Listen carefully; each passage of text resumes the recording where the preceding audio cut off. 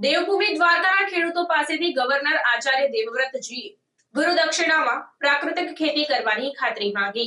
રાજ્યપાલ આચાર્ય દેવવ્રતજીએ દેવભૂમિ દ્વારકા જિલ્લાના દ્વારકા તાલુકાના ધણકી ખાતે ખેડૂતો સાથે પ્રાકૃતિક કૃષિ પરિસંવાદ કર્યો હતો। પરિસંવાદમાં રાજ્યપાલે જણાવ્યું કે આધુનિક યુગમાં ટેકનોલોજીના પરિણામે કૃષિમાં વ્યાપક ફેરફારો આવ્યા છે। ટેકનોલોજીની સાથે સાથે ઝેરમુક્ત પ્રાકૃતિક કૃષિ અપનાવવી ખૂબ જ આવશ્યક છે। દેવભૂમિ દ્વારકાના ખેડૂતો પાસેથી ગવર્નર આચાર્ય દેવવ્રતજીએ ગુરુ દક્ષિણામાં પ્રાકૃતિક ખેતી કરવાની ખાતરી માંગી હતી।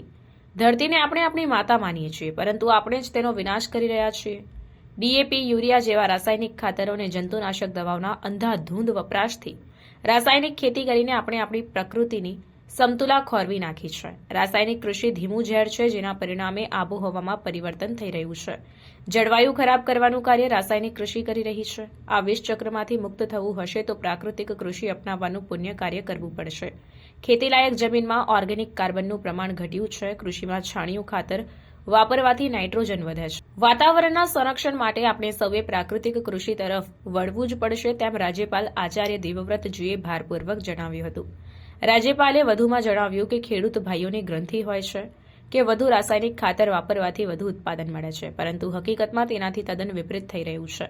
જો ખેડૂતો ઈમાનદારીપૂર્વક પ્રાકૃતિક કૃષિના 5 આયામોને વ્યવસ્થિત રીતે અમલ કરે તો તેનું પરિણામ ચોક્કસ મળશે। આગામી સમયમાં સારા સ્વાસ્થ્યપ્રદ ખોરાક માટે પ્રાકૃતિક કૃષિ આધારિત ખેતી અપનાવી ખર્ચ ઘટાડવા સાથે ઉત્પાદકતા વધે તે માટે ગૌ આધારિત ખેતી કરવા માટે સૌ કટિબદ્ધ થઈએ તે આજના સમયની નિતાંત આવશ્યકતા છે।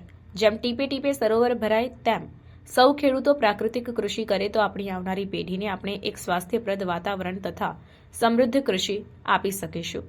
રાજ્યપાલ આચાર્ય દેવવ્રતજીએ પ્રાકૃતિક કૃષિના વિવિધ ઉત્પાદનોના સ્ટોલ્સનું નિરીક્ષણ કરી પ્રાકૃતિક કૃષિ કરતા ખેડૂતો સાથે સંવાદ કર્યો હતો। તેમણે આ અવસરે વૃક્ષારોપણ પણ કર્યું।